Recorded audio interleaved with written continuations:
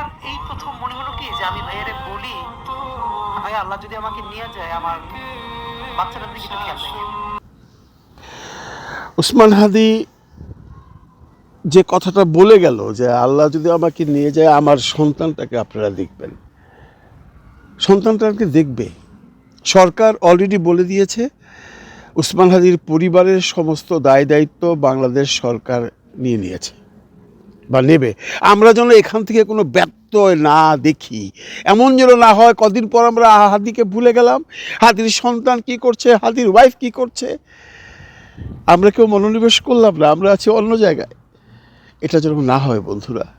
আজকে বাংলাদেশে একই আলোচনা, উসমান হাদি উসমান হাদি উসমান হাদি। সবাই সবাই হাদির জন্য কান্নাকাটি করছে, সবাই বলছে আল্লাহ হাদিকে তো তুমি নিয়ে গেছো, কিন্তু হাদিকে তুমি বেহেশতে নাজিল করো। কিন্তু কিছু মানুষ আছে বন্ধুরা, কিছু মানুষ আছে যারা উসমান হাদি সম্পর্কে অনেক কটূক্তি করেছে বা এখনও করছে। আপনারা 2-3 দিন আগে একটা কন্টেন্ট দেখেছেন কিনা জানি না, আম তারেক। আমার কাছে তো এই সিলটা নাই, ওই যে জাউরা সিলটা পারে না পিরাকিদা, ও পিরাকিদা যদি পারে একটা জাউরা সিল বাইনা দেন। এই জাউরা তারেক, ও কখনো আম তারেক, ও কখনো ব্রাশ তারেক, ও কখনো মধু তারেক। আপনারা অনেকে হয়তো জানেন না, সে আবার টুথব্রাশও বিক্রি করছে। এটা বাজারে আসলে আসছে শুধু আম আর মধু। এই আম আর মধু সে বিক্রি করে কেন? সে কি দেখায় যে তার খুব অনেস্টলি ইনকামস আছে? অথচ এই জাউরার ঘরের জাউরা এক জায়গায় এসে বলে আমার বাপের 3টা বাড়ি, আমার শ্বশুরও অনেক বড় লোক।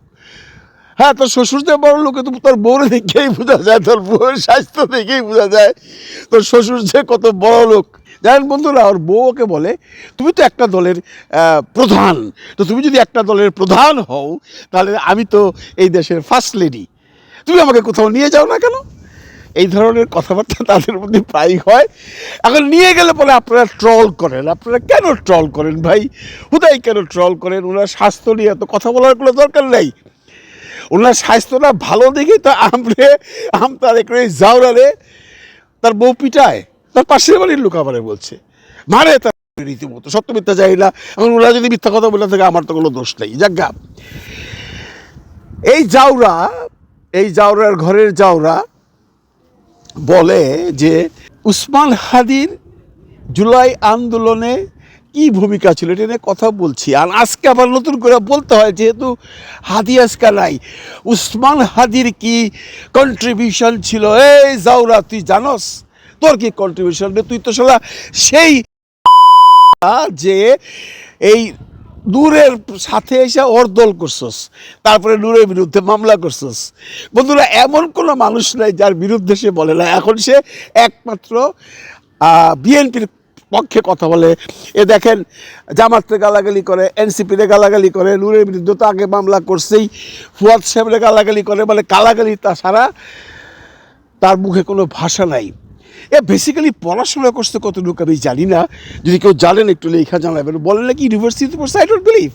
আর এ কম্পেয়ার করে উসমান হাদির সাথে। এই জাউরাগরের জাউলা, তুই জানোস উসমান হাদির লেখাপড়া জানোস? উসমান হাদি একটা ইউনিভার্সিটিতে পড়াইতো, আর তুই একটা পোলা, মানে কি বলুম, তোর তো ফকিররাও তোর চেয়ে ভালো, ফকিরদের একটা সম্মান আছে।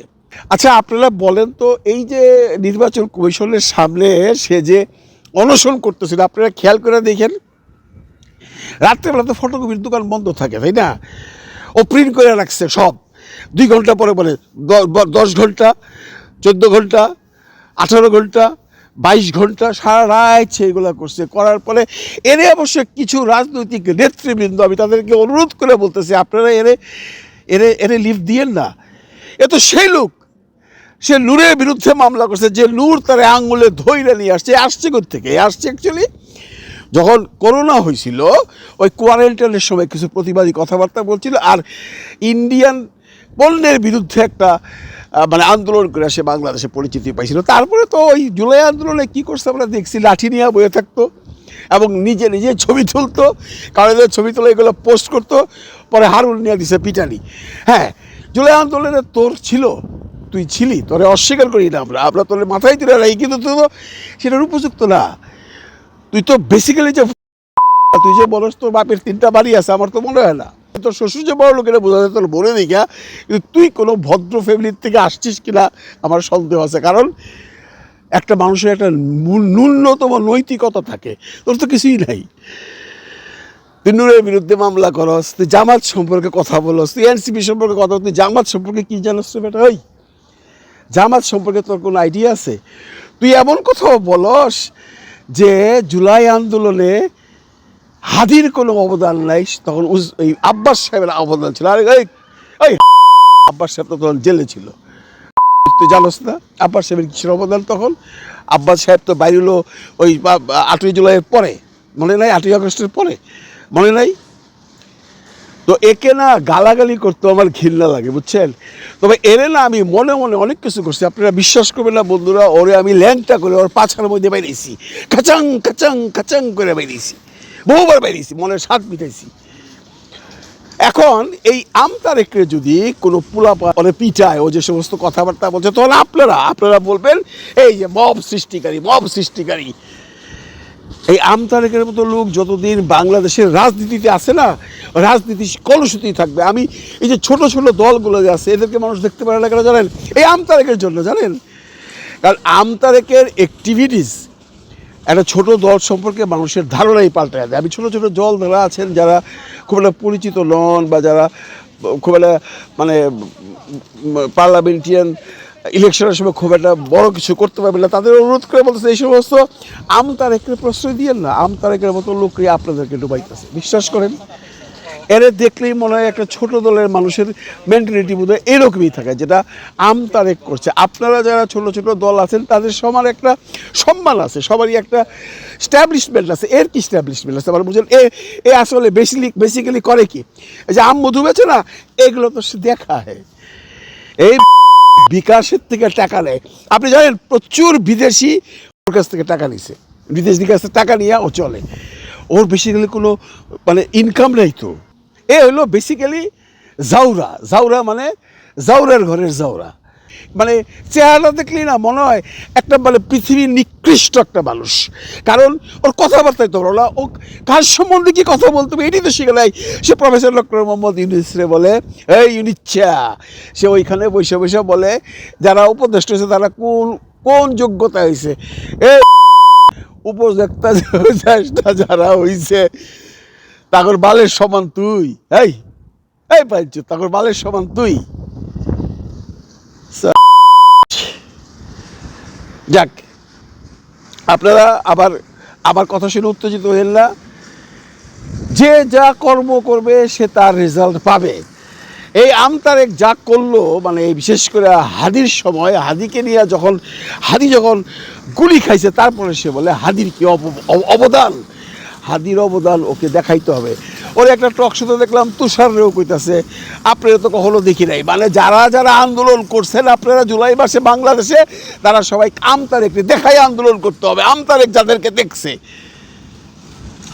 মানে কত বড় নিকৃষ্ট শ্রেণীর মানুষ হইলে, কত বড় জাউরা হইলে এই ধরনের কথা বলতে পারে যে আমি উমুককে দেখি নাই। আর এত বড় আন্দোলনে কে কোথায় আন্দোলন করছে তোরে কইয়া করবো কেউ, তোরে দেখায়া করবে কেউ, তোরে দেখায় করতে হবে। তুই কেনা, এই তোর অবস্থান কিরে বাংলাদেশে? তুই যদি রাজনীতি করে বিকাশ করে না খাস, তুই কি করবি? তুই মধু বেচ্চা আর তুই ওই আম বেচ্চা তুই সংসার চালাতে পারবি ঢাকা শহরে? তোর ফ্ল্যাট ভাড়া কত? হ্যাঁ, তোর বাপের বাড়ি আছে, তো ভাড়া বাড়ির থাকস কেন লিগা? তোর বাপের 3টা বাড়ি আছে, তো ভাড়া বাড়িতে কেন? তুই বাপের বাড়ি যা থাক, বাপের বাড়ি ছাড়া নাকি ঢাকা শহরে তোর 2টা আরও বাড়ি আছে, তুই নিজেই তো কইসস, তো ভাড়া বাড়িতে থাকস কেন? ওর বাপও জায়গা দেয় না, জানেন? ও আসলে পাগলও না, ও মানসিকভাবে ভারসাম্যহীন না, ও হইলো ধান্দাবাজ, হইলো রিয়েল জাউরা। ও জাউরাবি করে এবার বাকি জীবন চালাইব। এখন এই বিএনপির কান্দে ভর করছে। আমি বিএনপির উচ্চ মহলে বলবো, এর মতো লোক যদি আপনাদের সুনাম করে আপনাদের বদনাম হবে ভাই, বিশ্বাস করে। বিএনপির একটা পজিশন আছে, ওদের বিএনপি কোথায় আর এই জাউরা কোথায়? এই জাউরা যখন বিএনপির সুনাম করে তখন মানুষ আপনাদের প্রতি আরও অনীহা পোষণ করে যে এই সমস্ত ফালতু লোক যখন বিএনপির সম্বন্ধে ভালো কথা বলতেছে, তার মানে বিএনপির অবস্থান ভালো না, এরা সরান, এরে আপনাদের কাছ থেকে সরান, নাহলে আপনারাও ডুববেন। আর এই আপনারা এই যাইয়া আপনাদের বড় বড় নেতারা যাইয়া তারে যে যখন সে ওই কি অনশনের ভঙ্গি করছিল তখন যে তারে পানি খাওয়ান, ডাব খাওয়ান, তারে ইবাল আল্লাহ, আপনাদের কোনো মানিজ্যত নাই। আপনারা এত এত উচ্চ শ্রেণীর এক একজন নেতা হইয়া এই আমতারেকের মতো একটা রাস্তার পোলে একটা জাউরার জন্য আপনারা নির্বাচন কমিশনের সামনে যান, ওকে তো দুইটা কথা বলানোর জন্য। আর ও যে কথা বলে সবই তো নেগেটিভ, ওর কথা তো বাংলাদেশে কেউ বিশ্বাস করে না। আপনি একটা কন্টেন্ট দেখাইতে পারবেন যে ও লিগালি কথা বলছে, ন্যায্য কথা বলছে? ও তো আবল তাবল কথা বলে, এবং ও কারো প্রতি কোনো শ্রদ্ধা জানে না। যে মানুষ অন্যকে শ্রদ্ধা দিতে জানে না তাকে আল্লাহ তাকে অপছন্দ করেন। যার যেটা প্রাপ্য তাকে তো আপনি সেটা দিবেন। ও কি প্রফেসর ডক্টর মোহাম্মদ ইউনূস কি ইচ্ছা কইতে পারে? সে কি উপদেষ্টাদের গালাগালি করতে পারে? সে কি একজন জুলাই যোদ্ধাকে বলতে পারে আপনাকে তো রাস্তায় দেখি নাই, তরে দেখছে দেখা সবাই দেখাই দেবো, তুই তো নিজে দেখাইছস, তুই তো তোর নিজে ছবি তুলে দেখাইছস, এরা কি কেউ দেখাইছে? এই তুষার বলেন, এই হাদি বলেন, এরা তরে দেখাই বলা, তুই কেন রে, তুই কেন চুতিয়াগিরি মারাও ছাপরি শালা, তুই তো আসলে একটা ছাপরি মানে বোঝেন বন্ধুরা, বস্তি গন্ধ। ওরে আমি একবার বলছিলাম একটা কন্টেন্ট, মানে আপনারা দেখছেন কিনা জানি না, এই তুই দাঁত দুধ মাজস না, তুই চুল আসরাস না, এক শার্ট পরে নোংরা শার্ট পরে একটা শার্ট চুট চেঞ্জ কর। বিশ্বাস করে এরপর থেকে কিন্তু কাপড় চোপড়গুলো চেঞ্জ করা শুরু করছিল। আদারওয়াইজ ওরা যদি দেখেন, ওরা দেখলে কেমন ঘেন্না লাগে না বলেন তো? ও যখন কথা বলে তখন মনে হয় না পায়ের লোক তো মাথায় উঠে গেছে গা, তখন মনে হয় না ব্যাংকটা করে পাচার মধ্যে বাইরেই আমি বেরিয়েছি, আমি বহুবার বেরিয়েছি, বহুবার বেরিয়েছি। বিশ্বাস করেন, আমি যদি এখনও পাই তাও করুন। ও বাইচে গেছে, এখন নিশ্চয়ই লুকায় আছে, এখন আর কথাটা কয় না। তবে যদি ওই পোলাপালে ধরে কোনো সময় গায়ে হাত দেয় তখন তো বলবি যে মব সন্ত্রাস স্টার্ট হয়েছে, কিন্তু তুই কি একবারও ভাবস না, এই তারিখকে তুই কি কখনো ভাবস না যে আমি যে যার সম্পর্কে কথা বলি সেইটা আমার বলা উচিত কি অনুচিত? একবার ভাবিস, তুই কারে না গালাগালি করস, তুই কেনা রে ভাই, তুই কেনা? তোর কি অবস্থান বাংলাদেশে, তোর কি রাজনৈতিক অবস্থান, তোর কি শিক্ষাগত অবস্থান, তোর কি সামাজিক অবস্থান, তোর কি আছে বল? তুই হাদির সম্বন্ধে কথা বলস, যে হাদি বুইতা দিলে তোর মতো তারেক ভাইসা চলে যাবো বেটা।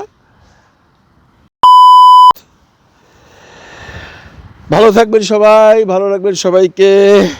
আল্লাহ হাফিজ।